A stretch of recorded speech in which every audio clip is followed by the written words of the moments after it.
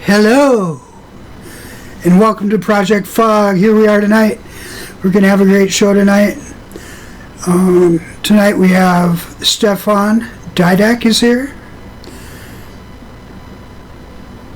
Life of Vapes, the famous Life of Vapes. Robbie Vapes. Yeti's uncle. Fresh 03. So how is everybody tonight? How are you guys doing? Doing good. All right. I'm glad to see that Life have pulled it through. Yeah, I'm glad that Life is fucking awesome.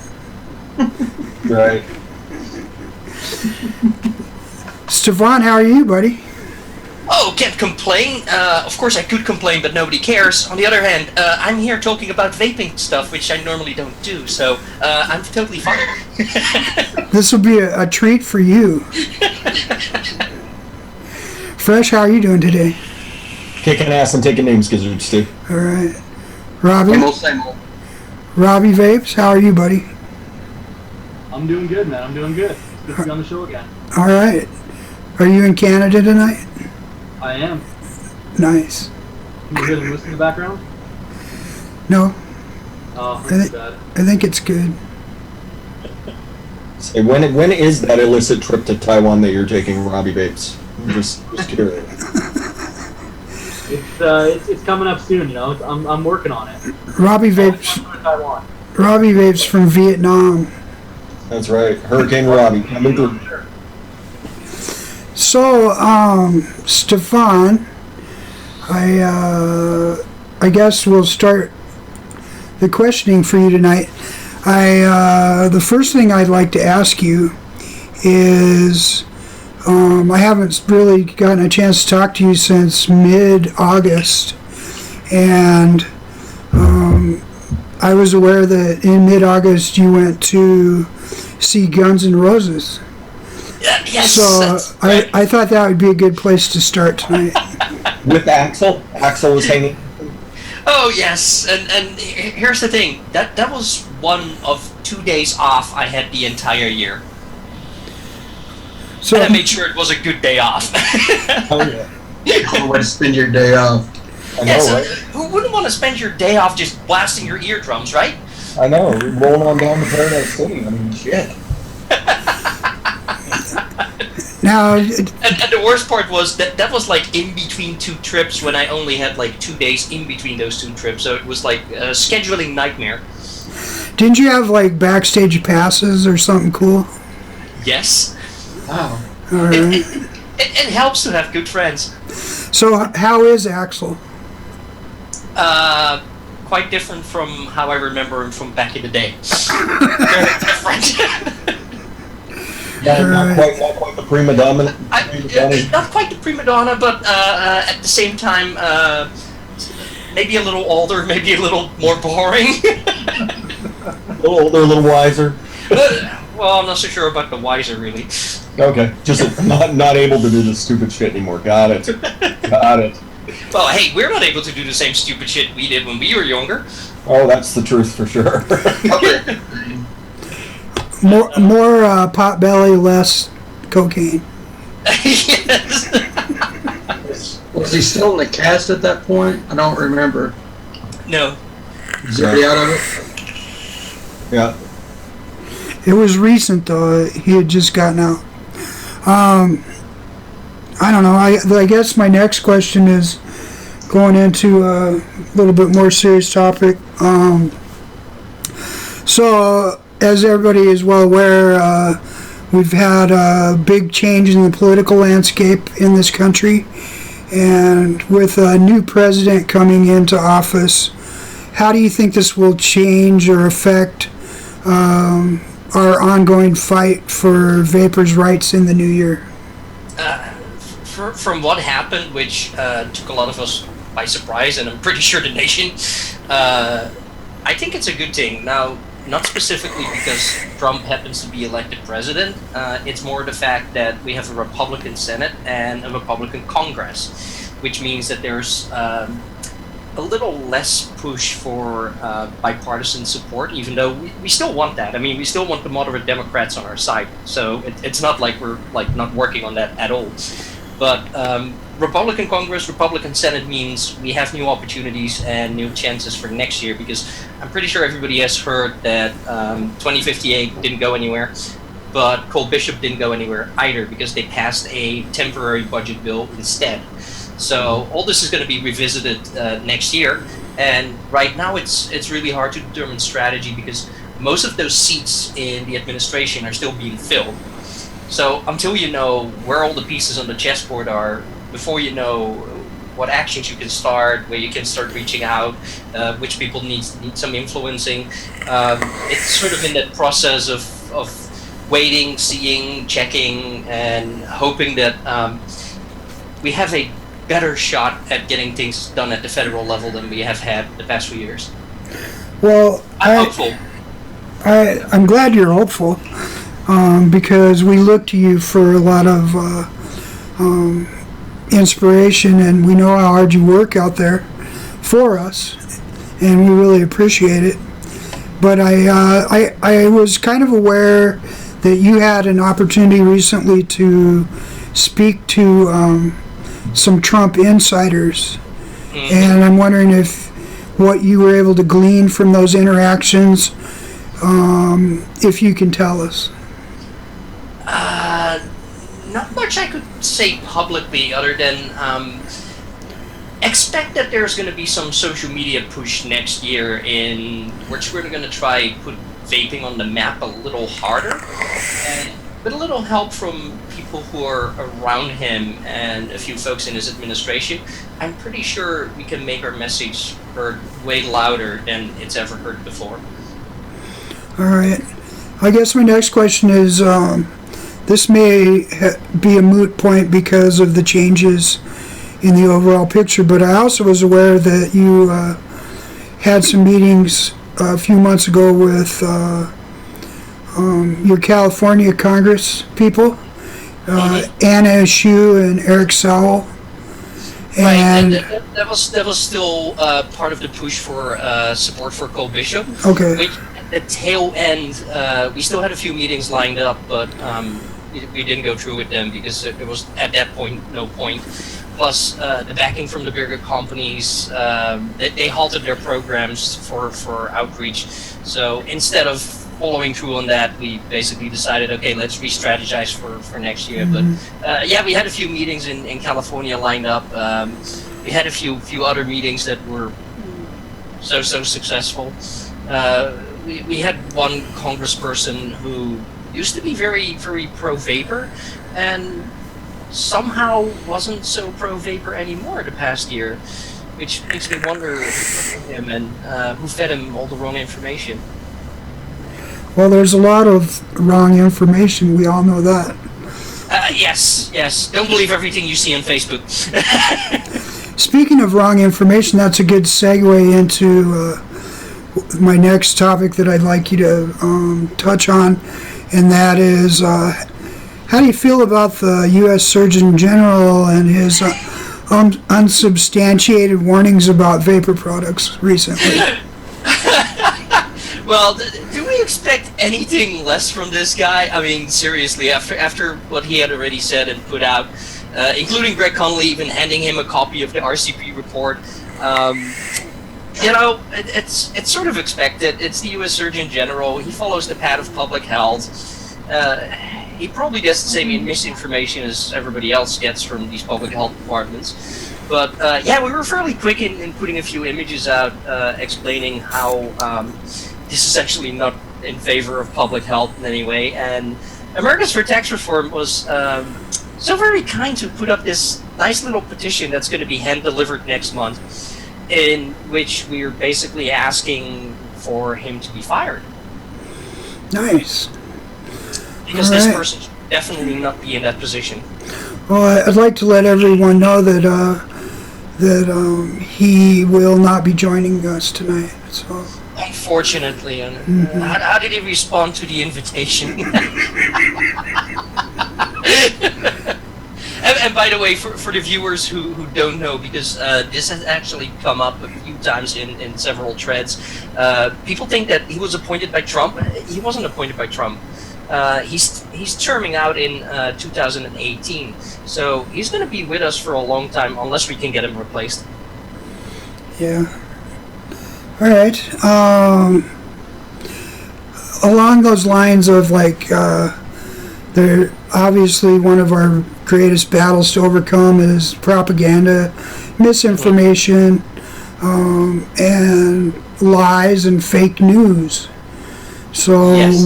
one of the fake news stories that I recently read about was the case of non-fatal nicotine poisoning.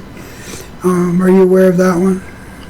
I must have missed that, but What it was they were using a single case where a mother had mislabeled her nicotine that she was using for DIY purposes, and the father had somehow given it to a child to ingest. that sounds very similar to the one lethal case we had in Fort Plains. Okay. I'm not sure. Did anybody actually like research the details of this thing and discover that it was either fabricated or Well, what I gleaned from the information is that the Surgeon General was using this isolated case as like talk. I heard you mention that. Yes. Yeah, as a talking point and something to point towards. Right. I thought he was referring to the Fort Plains case. It very well could be. It could be the one in the same. That's like what, a year and a half, almost 2 years old. Well, maybe it's just maybe it came up because he mentioned it recently, But Right. I suspect it's that case from back then, and from what I can remember, it was 100 milligrams DIY nicotine base that was poured into some other jar, and the cap wasn't on, or it wasn't working. That's something like really strange. But unfortunately, this is where parental responsibility comes in, and look at all the other stuff you've got in the household that kids could get to. yeah, I agree too. You have households harbor all sorts of lethal products like bleach, ammonia, Drano, antifreeze, and ultimately it's the parents' responsibility to teach their kids or make sure that they do not come to harm, I believe. But my point is this is that type of a fake news story where they throw that out there, it's an isolated case, and yet they'll build an entire Save the Children campaign around a single incident. Do you agree with that? Yes, well, I mean, if it's the Fort Plains case, it's not fake news, it's just that there's so little they can do about vaping in terms of accidents and harm. A few exploding batteries here and there, which, guess what, look at, what's the thing called, the Galaxy 7, right? They just don't have enough real-world accidents. So if they get one, they'll keep pushing it forever. I mean, how long did they mention the harmful chemicals that they found in one Chinese liquid back in 2009? I still hear that being brought up in city councils and state bills. Right. And that's kind of my point is, there was a tweet on CNN a few days ago, and to quote the tweet, it was said, "E-cigarettes are now the most commonly used form of tobacco among teens in the United States," a new report says. And that's all. That's what they tweeted out, and it's so, Misleading. Yeah, it's misleading, and But people eat this stuff up, and that's like what sticks in their brain, one little thing. It's like the old thing where people would say, I've talked to people and they say, well, I heard that vaping is worse than cigarettes. Yes, I hear it all the time. It's one of the questions I always ask if I'm at an event and I'm talking to a group of people. I always ask them, so remember those days when you were out walking and vaping and somebody comes up to you and says, wow, it smells so nice. That's like a few years ago, right? And everybody who's been vaping for that long remembers that. And then I ask, so how long, have you run into people now who come up to you and go, these things will kill you faster than smoking? You'll often see many more hands go up who have experienced that versus the people who've been vaping for a long time who have the experience when people were much more open-minded and much more curious about this weird electronic stick that we're using. Mm-hmm. Well, I guess we could go on. This week, specifically like a day or so ago, there were some rumblings that there were some developments in the Nicopure lawsuit, and perhaps you could clarify a few points or opinions if you have any on that case. I just got back yesterday from being out in Rancho Cucamonga, and I haven't actually seen any updates on the case whatsoever. Well, so when there's any movement, I'm totally unaware. When I said there were rumblings, that's what I meant, that there were some rumblings, but I did a little due diligence today and I was unable to come up with anything, so I was just hoping maybe you could fill in the gap, but if you don't know, you don't know. I don't know anything. Plus, we get very frequent updates from Keller and Heckman when something's moving or something's happening, and haven't seen anything at all. All right. Well, perhaps you could. I guess that's good news. Yeah, that is good news. Perhaps you could shed some light on your love for some organizations like the American Cancer Society and the American Lung Association. Oh God, my love for those organizations. Yes, well, we've got a few surprises for them coming up in 2017 that we're working very hard on. I'm pretty sure they're not going to like me any better than they already didn't like me for, but hey, that's how it goes. As for American Cancer Society, I've got a really interesting story to tell because I've got some following up to do. So I'm in Warsaw, Poland at the Global Forum on Nicotine, and one of the people who wanted to talk to me was somebody from the American Cancer Society.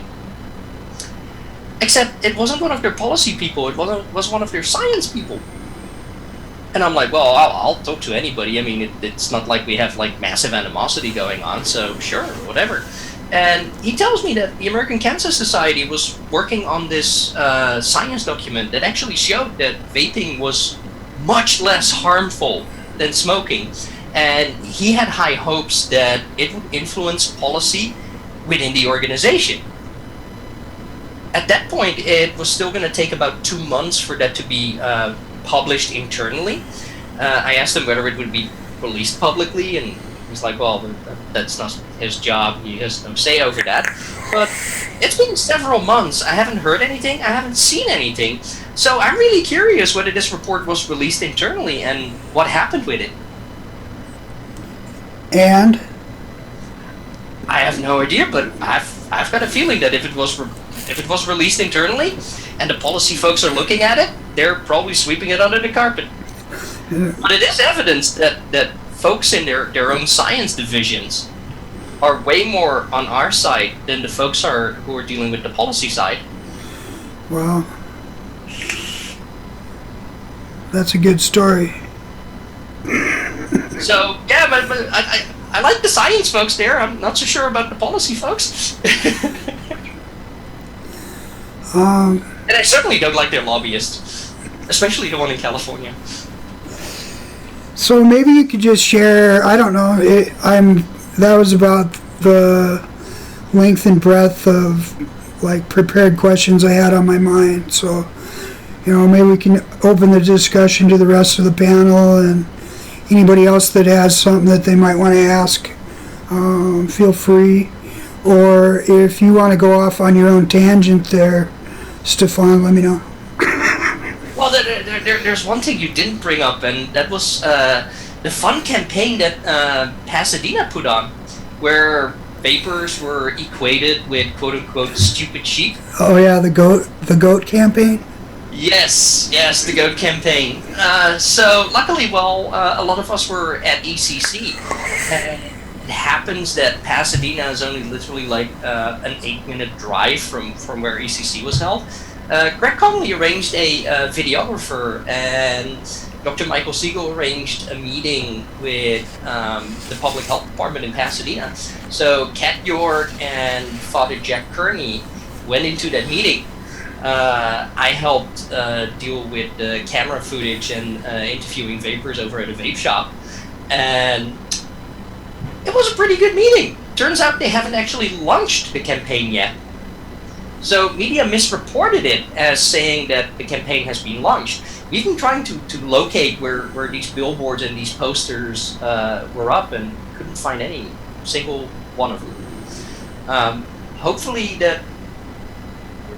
right now Pasadena is going to think twice about launching that campaign, calling their clients, because in public health terms, you have to consider the public is your client. Considering that they would be calling their clients stupid sheep, I don't think that would go over very well. No. Well, you did a good job of squashing that, it sounds like.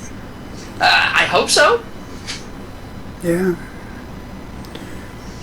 If not, we'll deal with it. Did it seem like there was any progress made with the public health department in Pasadena? I know that's a little bit of a stretch trying to get them to, change their tune, but based on the discussions we had afterwards, there's moderate cause for optimism, but at the same time, it was also one of those, it's a public health department. Maybe right now they're just feeling a little pressured and they're being a little more mellow about it, but what happens in 2 weeks from now, nobody knows. Okay. Lifa, you're awful quiet. You got anything, buddy? Well, I did see something come across the... I don't know if you guys have been talking about it, because I've been trying to check the audio, and the devil Sam did that. But there was something that came up about nicotine, the nicotine that was not derived from tobacco. Oh, right. Yeah. I remember you're talking about the tobacco-free nicotine, the TFN stuff. Mm-hmm. Yeah. Now, if there's just a overall plan for all the liquid companies to start only using that, then could that actually be controlled under the tobacco guidelines? Apparently not, because the FDA put out a press release in which they clarified that TFN could not be regulated under the current language of the deeming regulations. Of course, it doesn't mean that they can't tuck stuff on and go for a comment period again and start including it, because they can now build on top of the deeming regs that they already have.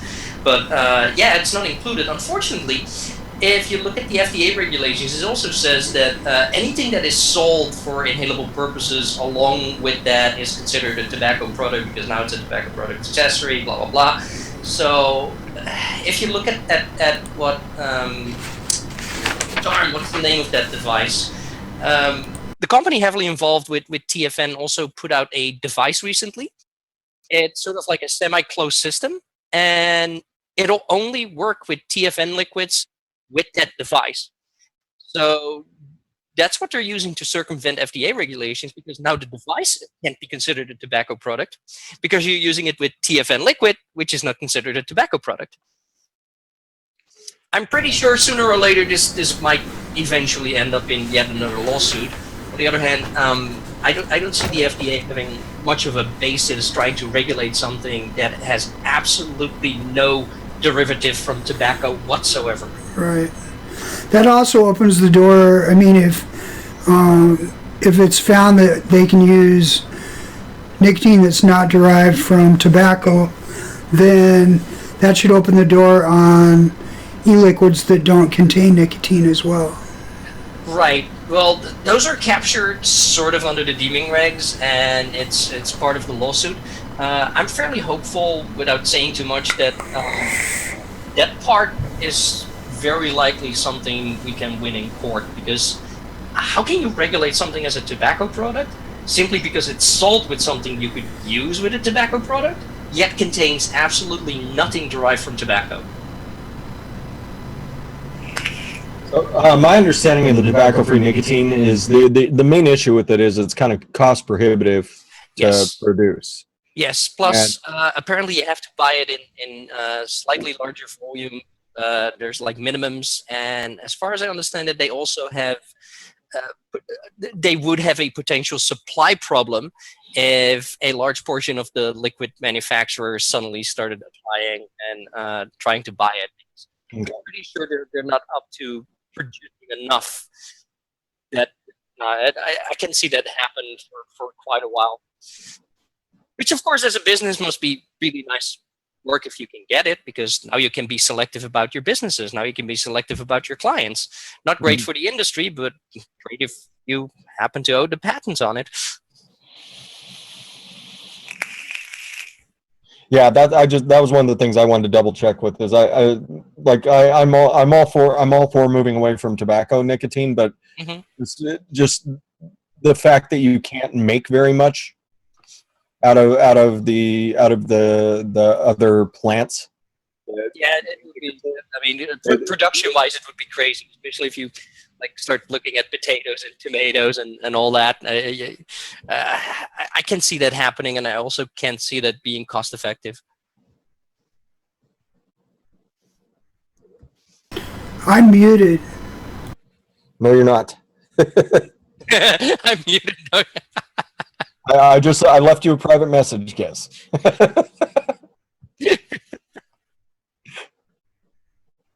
So, yes, we should get you one of those soft touch typed keyboards. He wouldn't use it. He would not use it.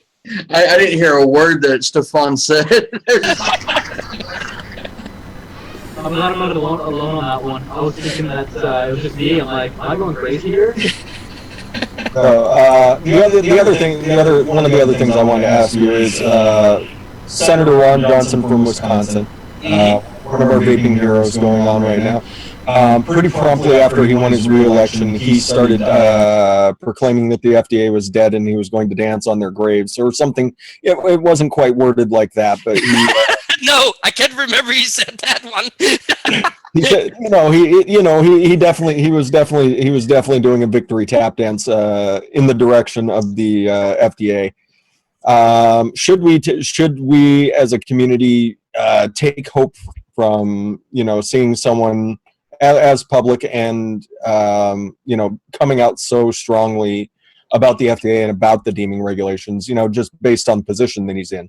Yes. So here's the background story on that. And Senator Johnson put out another letter to the FDA. I think it was like sometime last week, in combination with Duncan Hunter, who I believe is actually applying for a job in the new administration. So I certainly hope that he gets a good position there as well, since that would be another really good one on our side.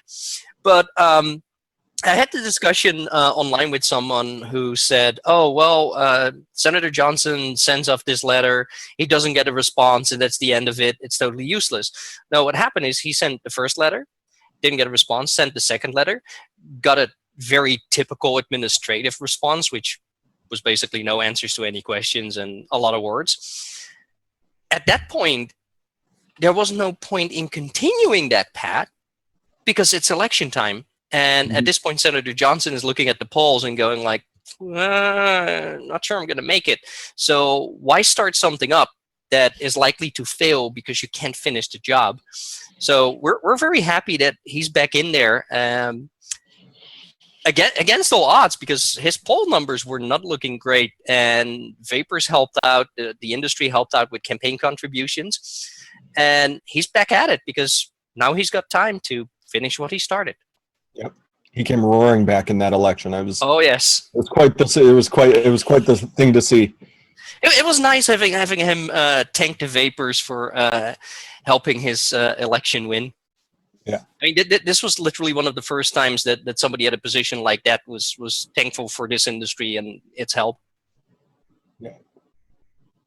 So, but it's encouraging. Like I said, it's just encouraging to see someone in his position being, as publicly supported by both sides as he has been. There's not a lot, obviously, with public perception of vaping these days. It's not a popular opinion to have, but he has stuck by it, and Yes. one of the few politicians to stick by what he said he was going to do. So Yes. it is to me, it's very heartening to see it. Call the weather. Hell is frozen over. Yeah, exactly. But yeah, I mean, it's very heartening to see something like that happen, and to see vapors, are able to pull something together and get someone back in office who has been, as big a champion as he has been for us. I know a lot of people were getting unhappy because there weren't responses from the FDA, and it was Ron Johnson. He was following the path that he had to. There's steps laid out, and a lot of people don't see that. All they see is, all he's doing is writing letters, and he's just being a quack. He's just being. I mean, it's I heard that more than once. It's part of the process, right? You start by writing and it's just things go really, really slow at the federal level. Yes. Yes, they do. And then, of course, when it's crunch time, everything seems to be packed in like the last 2 weeks. It's sort of like vapors. Yeah, exactly. One of the things that's always bothered me is the fact that we can have a lame duck session. I understand the political process. I understand everything that goes into it, but the fact that basically everything that was on the plates to attempt to get accomplished basically just went nowhere. Correct. And that can be a little disheartening, but like you said, now that we've got a different administration, and one that's probably in theory at this point, it's going to be a lot friendlier to small businesses such as vaping and our industry here. Hopefully we can see something get moved through one way or the other. Obviously we do have some bipartisan support, and we will need bipartisan support, because even though both how the House and the Senate both have Republican majorities, it's not big majorities. Correct. We still have to work on the moderate Democrats, but at the same time, we might be looking at something a little more than just asking for a predicate date change. Exactly. And that's one of the things I was referring to, is Ron Johnson said, please repeal these regs before we have to do it for you, in one of his letters, which, I was very, I got a big smile out of that. I think anybody that read his letters and how strongly it was worded got a pretty big grin. Yes, I love every single word of it. So yeah, I mean, I think at this point, I think things have turned a corner, and there's a lot to be hopeful for, because I agree. I think there is room for us to do a lot more than just get a predicate date change. I think there's a lot, I think there's room for us to be regulated completely separately from tobacco products. Assuming that we can. Yes. A completely different regulatory framework is it's being discussed. It's one of those things where very likely the government's going to object very heavily because of the cost involved and the time and everything else. But I mean, we all agree it should be in a separate category. It should be regulated, but it should be regulated fairly and reasonable. Exactly. And not the way they're trying to take this round stick and ram it into a square hole where none of the tobacco policies actually fit the product category. Yes. I concur. However, even though we're looking pretty good at this point at the federal level, we're possibly seeing state level battles, especially next year, because now that's being defined as a tobacco product at the federal level, all the states are going to go, hey, we should include electronic cigarettes in our local laws and local policies, and hey, we could aim for taxation. So while we have the same focus at the federal level, we need a much larger focus at the state level, because I'm not sure what's going to happen when the legislative season opens, but I'm expecting a ton of tax bills. Yeah. And that's, people should be getting in touch with their local advocacy groups right now. Yes. This is the time because things are going to open back up here pretty quickly. Yep. And I haven't seen any bills hit anywhere yet, but that's just a matter of I think a few weeks, 2 months at the most when sessions open. Yes. Yeah, and luckily, I happen to live in a state where we had some reasonable regulation passed, and even that right now, the assumption is that the governor is going to try and go back on what he signed on his last term. Because he signed a very, very reasonable bill into law, and basically it took everything out of like the city at that city level and said, you can't regulate something like this at your own local level. It has to be regulated at state level. So all of your little there's a tax here, there's a tax there, all these taxes, that's out the window. There's your public vaping bans, that's out the window. It's going to come from a state level. And right now where we're sitting, the state level is it's really reasonable. There is some taxing going on. It's nothing terrible. But obviously, I need to stand in a local group because, like I said, the assumption is that now that this is in place, we have a governor who was very anti-vaping throughout his entire previous term, coming back into office again. We all hoped that he wouldn't get reelected, but he did. Right.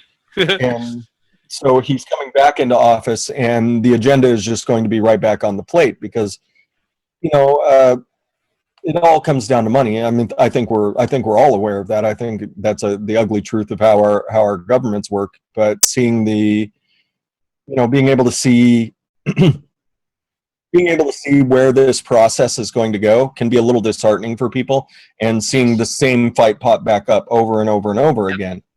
And I hope that people are taking encouragement from the things on the federal level that things, or you can win your fight at a local level, and that'll hold things off, hopefully, until we get something reasonable at a federal level.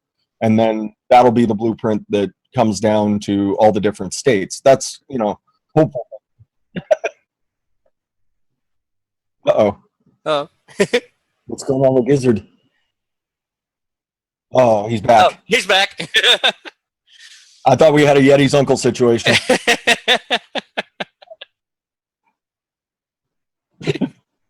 Yeah, the state battles are going to be interesting. Unfortunately, but what I've noticed in the past, shall we say, 5-6 months, is that a lot of vapors and a lot of businesses have lost faith. They're tired, they're disillusioned, and what I've seen is that the fighting spirit has sort of evaporated a bit. Yes. And we need to get that back, because here's the problem. Once those state bills start hitting, we need to up our game more than we did this year. And this year was brutal. Yes. So what we need is everybody who was involved to be back involved, and everybody who wasn't involved to actually step up and realize that we now have better shots. We have way more experience that we've gathered over the past few years. Now is the time to actually fight. Mm-hmm. I mean, the time to actually fight was like last year and the year before, but there's just no excuse for not fighting next year. Yes, I'm fully with that. So if you happen to live here in Washington, I know there's a couple people. The Pink Lung Brigade is who you're looking for. Mm-hmm. You can follow them on Facebook, Instagram. They're all over the place. Love my PLB guys. Oh, the PLB's the best. They're the best, and we have some really good people involved who are almost militant about their vaping. So it's really cool to see, 200 vapors show up on the steps of the Capitol whenever a session happens to be. Even we're actually doing that in February in Oregon. Excellent. Yes. Oregon needs some reform. I know, and guess what? Pink Lung Brigade's going to help out as well. Oh yes. Yes. Yes, because like I said, we had some reasonable regulation passed, and it was almost all thanks to them. You know, they sat down with the lawmakers, explained how and whys of it, and I believe the mail union, I forget, it's the truckers union. They were also involved, and that was I honestly think that was a huge thing, is getting them in on the discussion. Yes, and that's what we need to do for next year. We need to form alliances with groups and industries that are sort of aligned, but technically have very little to do with this industry. Yes. Yeah, the truckers union, they were worried because the way our governor wanted to write it, if a trucker got caught transporting vaping from one state to another, it was going to be like transporting drugs across state line. Right. Obviously, we weren't going to have that, and the second that came up, they jumped in on our side, and luckily we've been able to kind of grab onto their ankle and kind of get drugged along with them on a couple things. But yeah, I mean, seeing there are a lot of industries that do get affected. Mail workers unions would be a fantastic group for your local groups to reach out to. So if you haven't, and other harm reduction organizations and exactly. Yes. Exactly, and I mean, there's room for reasonable regulation. I mean, we've all been saying that for years now. I mean, we can't be the Wild West forever. We've been even the judge in the right to be smoke free lawsuit said that you're not the Wild West. Right. Things that you're going to get regulated. It's just how reasonably, and it's up to us. It's up to us at a local level to ensure because the current administration, they're going to rely on the states and the local governments to do a lot of the regulating. Right. They're not particularly interested in it. Right, and I've been asking people like, so who had New Year's resolutions ever? Whoever had New Year's resolution saying you want to quit smoking? Well, guess what? You've already done that now. So for next year, I want you to have the New Year's resolution that you get more involved, because if we set up meetings with your local legislators, we want you to actually show up and talk to them. Mm-hmm. Exactly. There's nothing, nothing's going to affect a politician worse than, you set up a luncheon to meet with their constituents and, 10 people show up. Well, I had one where pretty much one business owner showed up, and the legislator asked me point blank, why should I care about this industry if the industry doesn't care about itself? And I didn't have much to say about that one. Not really a counter argument other than, well, everybody's so busy. Yeah, that doesn't really fly. Yeah, and I mean, we unfortunately do see a lot of that, and there's a lot of procrastination in vaping. I like to yes, a lot of last minute stuff and procrastinating, as I like to. Procrastinating, right? Yeah, a lot of, and unfortunately, it is a lot of, even up here, a lot of it comes down to that last minute stuff. I think to get the reasonable regulation that we got, it wound up being, hey, we have like 3 days. We need as many people to show up down here as we can. And, luckily like 200 people turned out, and that, that was enough to like, hey, wait a minute, there is something going on here. And it wasn't the first time we've had a couple hundred people show up, but, there had been other times where 10 people showed up, or like you said, one business owner shows up to talk with the governor. The governor's like, whatever. Yeah, exactly. Like, if you represent an industry and you want to have your voice heard loudly, showing up with like 2 or 3 people, well, it sort of depends on what sort of meeting it is, but showing up with just a handful is not going to cut it. Yeah. So. And I hear a lot of people going like, I don't know what to say. Well, that's okay. There's usually people there to help you and speak for you, but you're the constituent. You're the business in the district. We are not. So as much as we can talk, you literally have to be there. Mm-hmm. Exactly. Yeah. It's not scary at all. I mean, there's nothing scary about it. No, they're just people. And I think a lot of people, if you actually met a lot of the politicians, they really are. They're business owners who happen to meet up in the world. And I mean, a lot of them really do understand that what's going on. It's just if no constituents show up, then it's not worth the time and the trouble that it's going to take to get into it. Correct. And like And we were it's saying, harder to have follow-up meetings if such a thing happens, because now they're not interested in having a meeting again. yeah. And this is such a hot button issue, so that, you know, if you do, or it's such a not a popular issue, that if you're able to get a meeting like that, you know, people need to step up to the plate, because, you know, this might be, like you said, the only time this person's going to be willing to discuss any of this at all.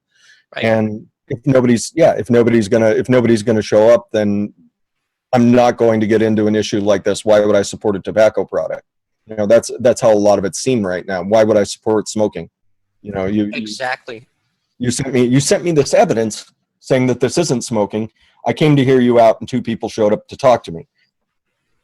You know, and you know, they can go back to their office, and there's, you know, 15 people from the public health department stand there saying, why did you take that fucking meeting? Yes. You know? and of course, the public health departments and the lung associations, heart associations, they have plenty of people, because they all have their lobbyists, they all have their paid staff. They talk to everybody constantly. This industry doesn't have that, so we have to rely on a lot of volunteers, and there aren't too many of those. And we have to rely on the industry, and depending on what sort of meeting and what sort of issue is going on, vapors themselves. Absolutely. And you would think that out of 10 million vapors, yeah, we would have larger numbers actually being more energetic about it. Unfortunately, I think a lot of it comes down to the fact that, you know, 9/10 of the people are completely unaware, because, you know, they go into the vape shop, they buy their coil for their Nautilus Mini, or, you know, or they go and they buy a battery for whatever new mod, and they walk right back out, or they go and buy a bottle of juice, they walk right back out. They never stick around to hear any of this, because they've found what works for them and they stick with it. And Right. you know, they're not having discussions like this. You know, they're not interested in what's going on YouTube as far as vaping goes, because I found my Nautilus Mini. Right. Why do I watch a vaping video? Right, and I do think that slowly more people are starting to realize it, as more shops are like refusing to replace a coil or touch your device or build a coil for you or any of that. I mean, there's been a lot of people who've been fairly upset with their shops. Well, this is an educational issue.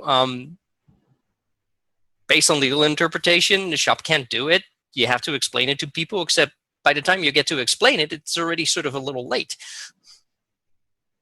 Exactly. I'm listening questions from the comments here. Addie Tooney would like to know how Rubber Ducky's wedding was. Rubber Ducky's wedding. Yeah, Danielle and Josh got married, and we all watched it on the Facebook live stream, which was an interesting experience, because this is the first time I attended a wedding over a Facebook live stream.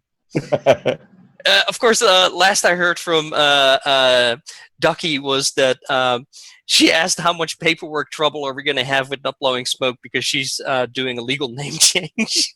Uh-oh. Uh-oh. So yeah, we need to get some paperwork's banking over, yeah. stuff changed and some other paperwork, and yeah.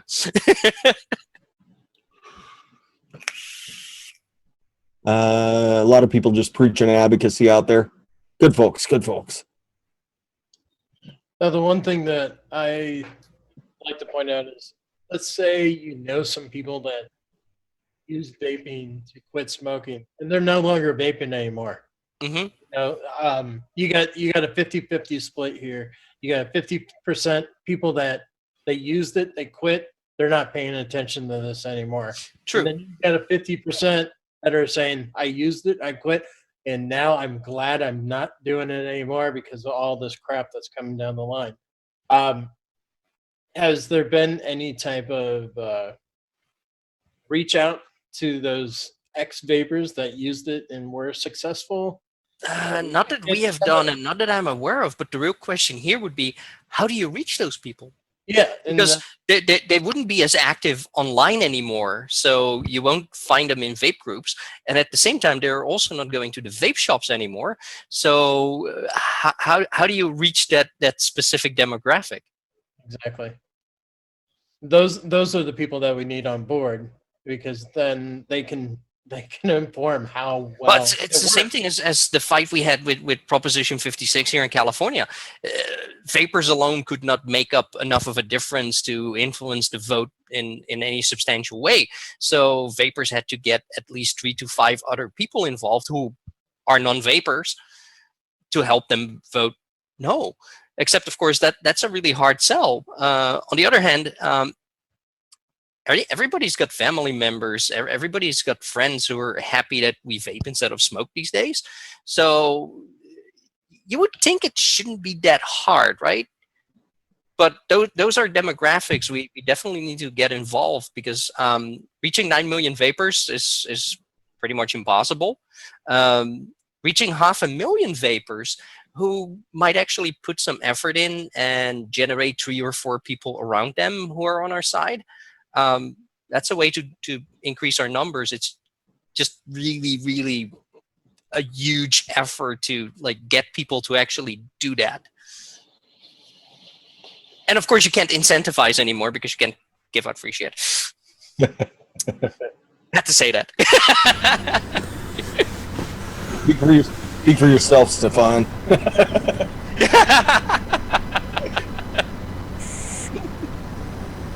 We've seen it at a lot of events the past many months with hashtag Team Free Shit basically not going to events. We've seen events slim down a lot. Mm-hmm. Yeah, unfortunately, there is a lot there is a lot of that in this community as well. There's a lot of people that are just in it for the grabs. I was reading one guy completely relies on giveaways to get e-liquid. And, yeah, I was like, really, dude? Wow. He went through his whole spiel, and he's like, yeah, I don't spend any money. The only time I'm vaping is when I'm winning something, when I win a giveaway. It blew my mind that something like that was on. You know what? I that just brings up a whole bunch of like questions in the back of my head, because every time I hear stuff, I always start like computing things, and I come up with like all these weird questions. And the weird question here is, getting a lot of free shit takes a lot of free time. That actually requires quite an effort. So what if you start what if you start putting a value on the time that you're spending? Is it actually worth doing that? Is it like, does that make sense? Does that work out? I know. I mean, what's the minimum wage these days? It's going. Let's call it $10. Mm-hmm. Assume that you spend 3 hours perusing Instagram, reposting all that stuff. 3 hours worth of your time, you could have bought a bottle of e-liquid. Right. Even in the most overtaxed places, except for Chicago. You know, it is. You know, is it worth the effort? You know, and apparently for this guy it was. So it's, And you know, that sort of person I don't think will ever get active as far as advocacy goes. No. There's a lot, and unfortunately, you do run like there's entire face groups devoted to winning giveaway. You know, so I know. Still, even though it's technically not legal anymore, I know about it. I've seen it. Yeah. those are the same guys that when we were smoking would bring like 2 quarters to work every day and give you 50 cents and bum off you because they thought the 50 cents was worth it to you to bum them. Right. Exactly. that's why I used to start charging $1 for a smoke. I've learned them real good.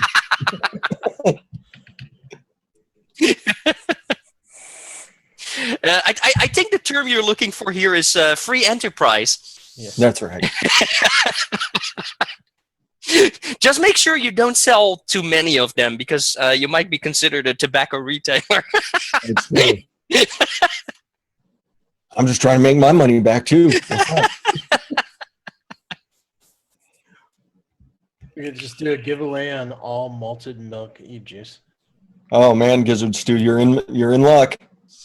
You're in luck. That gallon of malted milk flavoring. I've had these fantasies about walking on a stage and having like 200 vapors there and just going, okay, we've got the biggest giveaway for you guys ever. Formerly valued at $4.5 billion. We're giving away the entire industry.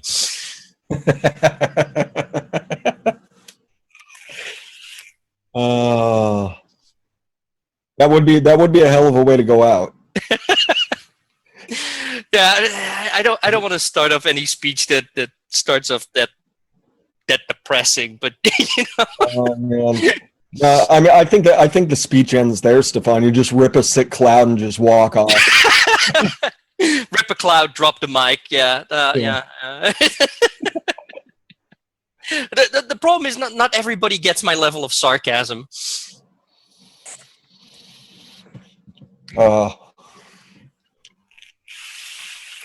Let's see.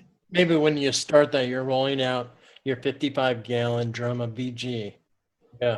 This is full of the e-liquid I need for the next 5 years. 55 gallons. I can probably do more than 5 years on that.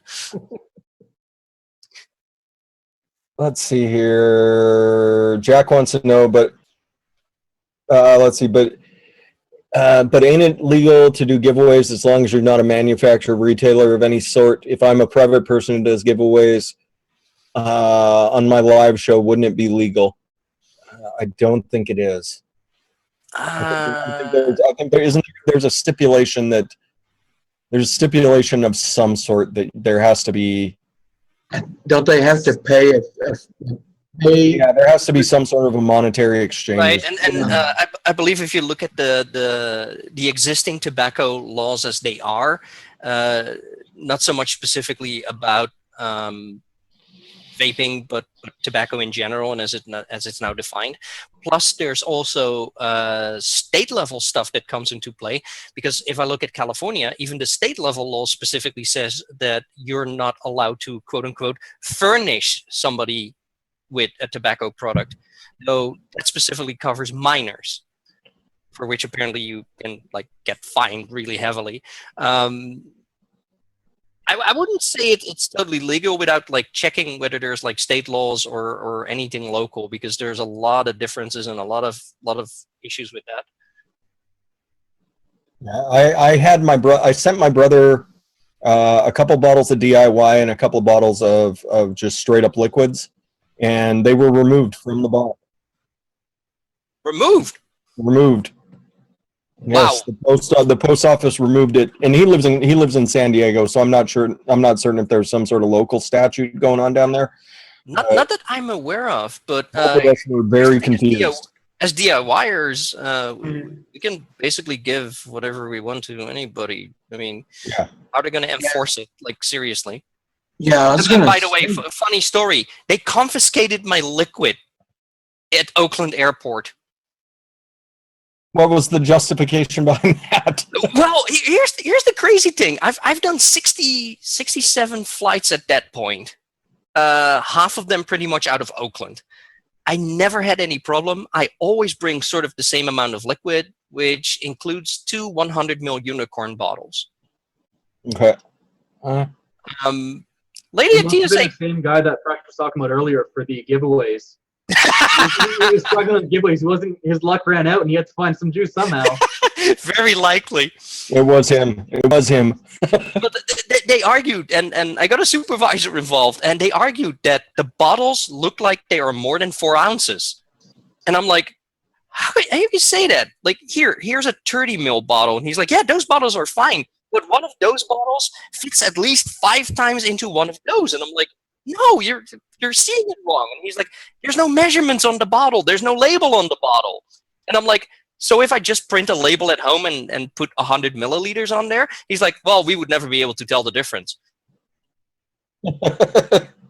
Okay, so yeah, he took my liquid. I saw a really funny comment when I posted about it on Facebook. Somebody said, and this, of course, is with a very high dose of sarcasm. It was probably a vapor who needed the liquid, but since we know that your DIY stuff is chock full of diacetyl, I hope he dies of popcorn lung. Oh man. Oh man, just straight vanilla custard and butter. Yeah, no, I don't use VG. I just use butter. Not even good butter. He's just opening like cutting the corner off a thing of microwave popcorn, and just sticking it in there for like 15 seconds and just drip it in. Just straight in there.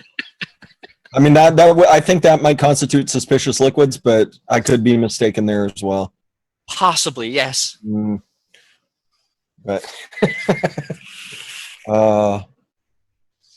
So yeah, now I know it. I'm just gonna like print my own labels and slap them on there. Yeah, and it doesn't hurt for it to all be laid out. Like every time I went through, having all of the equipment laid out on a K bag, so it's the top thing in going through the machine, always helps out as well. Well, at Oakland Airport, they always want the liquid separate from everything else. So pretty easy to see in the quarter Ziploc bag. And the funny thing is, just the evening before, I was talking to somebody who said that she hasn't actually been flying, and she's a little worried about TSA and her vape gear. And I'm telling her like, oh no, don't worry about it. I've never had liquid confiscated. Jinx.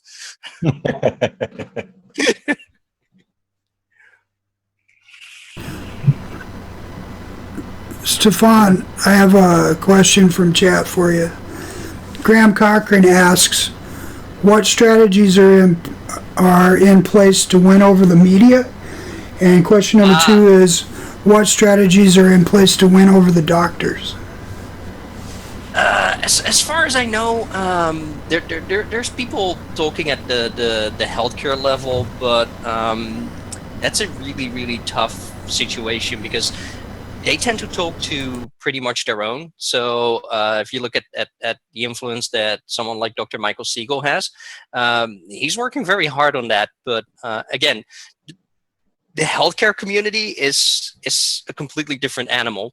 Even if we have nurses and doctors and surgeons who actually agree with us, and we know personally that they do, they tend to not speak out about it or do anything about it because their malpractice insurance might be at stake if they do. So there's a whole different level of complexity going on there. In terms of media, we're still doing our same thing. As of the past few months, we've managed to increase that since we bought into our Cision services, which has this really nice feature called Help a Reporter Out. So a lot of publications and reporters will put out a call for help because they need a subject matter expert. And based on the keywords and the search strings that we're using, every now and then items pop up that such and so magazine or such and so publication wants to write an article and needs an expert on quote unquote the dangers of e-cigarettes.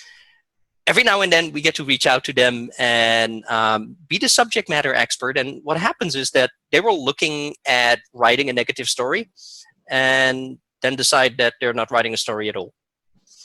So instead of getting a positive story, at least you're not getting bad stories. But winning over the media is difficult because, one, you need quite a lot of people who are able to deal with media folks on the phone. Generally speaking, media folks have zero attention span. So if they call you and you're not there, lost opportunity. If they call you and you don't call back within a certain amount of hours, again, lost opportunity. Reaching out to them means writing really good stories. And as far as media goes, media is not interested in, oh, look at X, Y, and Z. He or she quit smoking by using vapor products. Nobody cares about that. Media doesn't give a rat's ass. What they care about is stories, feel-good stories, or edgy stories. So you need to package your payload in a good story. That means you need a lot more writers. And right now what we're doing with Not Blowing Smoke is we formed a writers guild, a consumer committee, an industry committee, and an advisory board. And my hope is that I can assemble anywhere from 6 to 10 people who on a volunteer basis can write the stories for us, because we're so overloaded with everything else that writing stories is one of those like really tough things to do. Unfortunately, you also need to find people who are able to actually write, which is another problem all by itself. As for general media, it is still the same game as it has always been. It's a money game. You want items placed. It's a matter of taking out paid advertising or spending some time, effort, and money on a PR firm that actually like does all the media lobbying for you. We're not in a position to actually afford that. I mean, we were lucky to afford Cision and basically have the DIY box for PR and outreach. But you know what? $2 or $3 million a year could definitely have a major impact. I think someone just dropped. Lost your uncle. He let his kids off the treadmill. So I have a question from Giancarlo out in the chat. He was wondering if you have any insight into credit card compliance as far as online e-liquid sales go. There's been a lot of issues with. Unfortunately, not. I'm aware of what's going on, especially with MasterCard. Thing is, however, that over the past several months, since I've resigned from Svada, I've been focusing more on the media side of things and not so much the typical things that a trade association should be doing. So I'm aware of it, but I don't have any like hard details or. It's sort of like outside of my general area of expertise these days. So I actually have a bit of a background on that myself. The company I used to work for specialized in payment compliance, in PCI compliance, what's called payment card industry compliance. And one of the things that should be known and should be stressed is that it's not just vape companies that are not abiding by this. It's a lot of companies out there. So, like, I don't want people to think that this is just a vaping issue. Mm-hmm. This is a full-out issue from auto body shops, from online retailers, from all these other places. And it's something that me and my other company were working to fight against, and it wasn't targeting vapors. It was actually targeting all these other retail stores, which, ironically, the reason why we're seeing less coverage on those stores is because they have the money to buy it out. They can buy out that issue so that the media doesn't get a hold of it, whereas the vaping companies don't have that kind of money behind them to back them on that. So just something to know as far as the PCI compliance goes.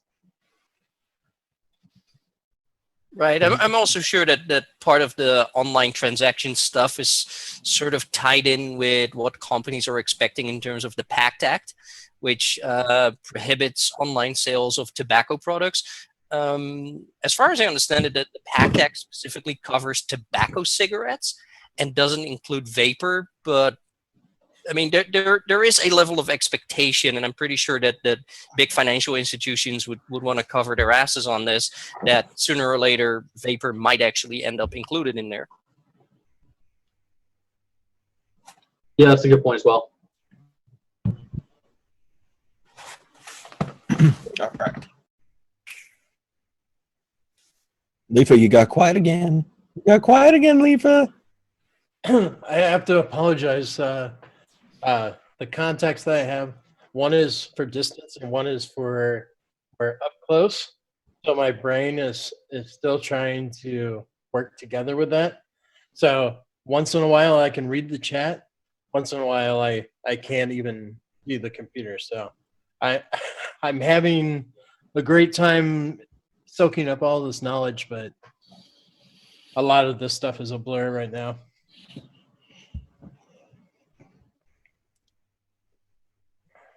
Gizzard stew. There's nothing like a dyslexic, half-blind Irishman.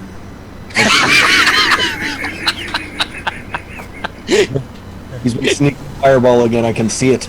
I swear tonight is not fire. Fireball is horrible stuff. Don't tell that to Lefa. My wife did make me put it up on the shelf of doom back here as a reminder. Oh, I don't need a reminder. These days, if I just smell Fireball, I go, ugh! Had a really bad experience not so long ago after 40 Fireball shots. Hey, me and Stefan need to find. Yeah, as long as you don't bring the fireball.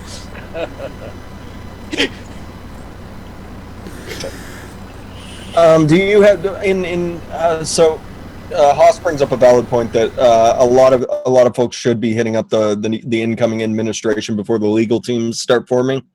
Well, yes, except of course the problem is we don't know who is in the administration yet, because a lot of the seats are still being filled. So there is not a lot of administration to like work on yet. Plus, if you look at how things work in terms of lobbying and how you influence people, or how you can make them aware of certain issues, it's normally not a one-on-one situation. It's more like who are the people they work with, who are their friends, who are their political allies. So you want to have like pretty much a clear picture of the puzzle before you start dealing with any of the individual pieces.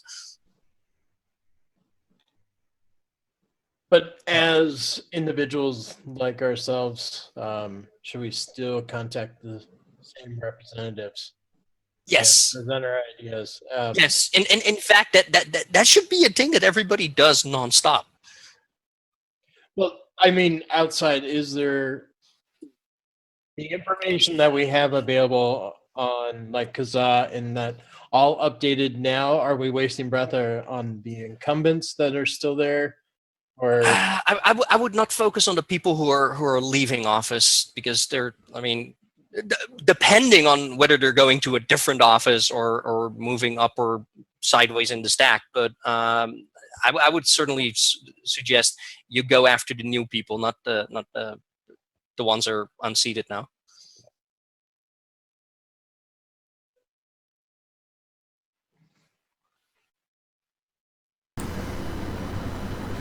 Well, now what?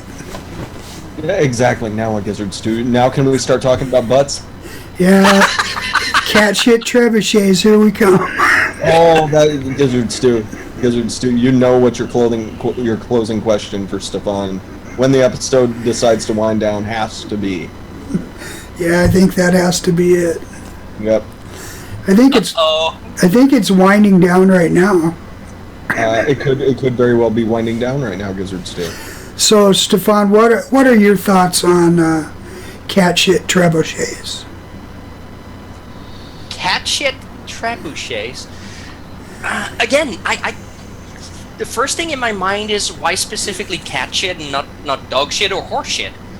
Unfortunately, if I look out there, we should build our own, and we should find a really good source of shit. Because I deal with a lot of these public health organizations, and apparently they have trebuchets, but they use bullshit. We did have a suggestion for rhino shit last week. Rhino shit. I'm not sure what the production value of that is, because you need a lot of rhinos to get a lot of that. Hypothetically, if you had a cat shit trebuchet, who would you aim it towards? Ooh. Let's see. Who would I aim it towards? Does it have to be an individual, or could it be a group? Or, I mean, I would say the American Lung Association headquarters, but I was going to say, Stefan, it's your trebuchet. You can aim it at hypothetically whoever you please. Oh, definitely the American Lung Association headquarters. Or you could aim it at Harold P. Wimmer. Who? Harold P. Wimmer. He is the president of that organization. Oh, duh. I'm thinking in a completely different direction. Like, what? All right, guys. I guess if we don't have any more questions, does anybody have any more questions? I do not. We covered a lot of material really quickly. Well, why don't we go around the room and we'll do quick outros, and let's start with the dyslexic Irish guy there. Hey guys, just want to give a shout out to Giz for getting Stefan on the show. and Stefan, thanks for coming on. I know he left early, so I'll pimp out Yeti. Yeti coils. His Yeti coils are pretty good, decent. Head on over to Adore E-Liquid. Buy some of that Addie's yogurt, where 100% of the profits are going to have a consumer. Other than that, if you guys are available tomorrow night, TJ show, right after Heavy show. Thank you, Lifa. Are you ready, Fresh? Oh, I'm ready.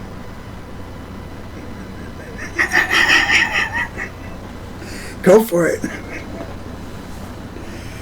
Oh, yeah. After the longest 2 weeks in vaping history, it is available, everybody.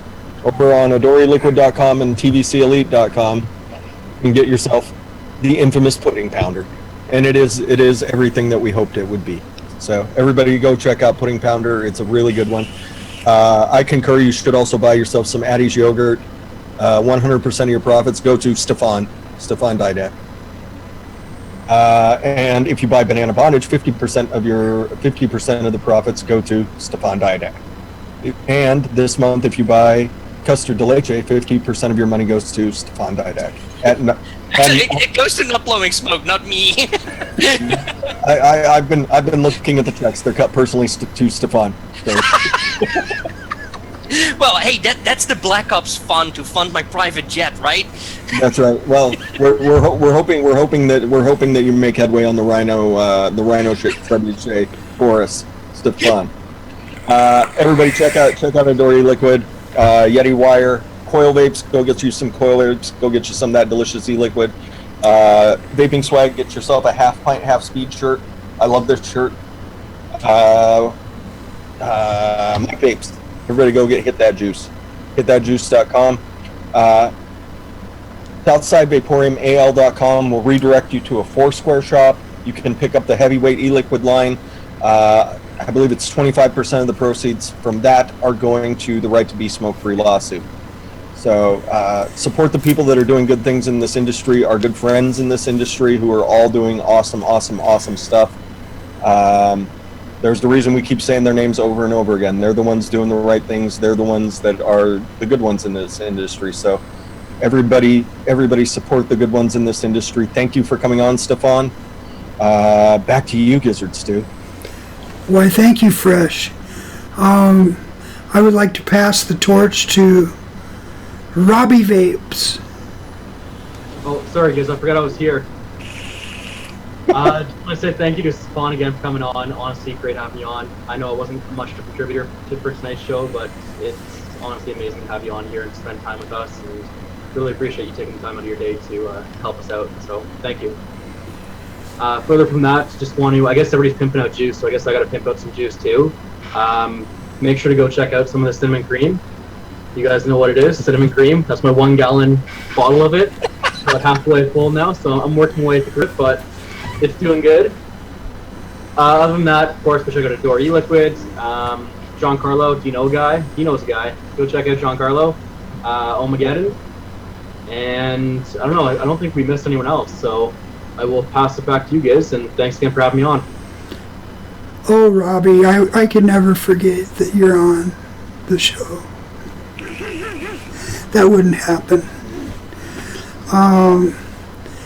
Stefan, I did think of one more question for you. Sure.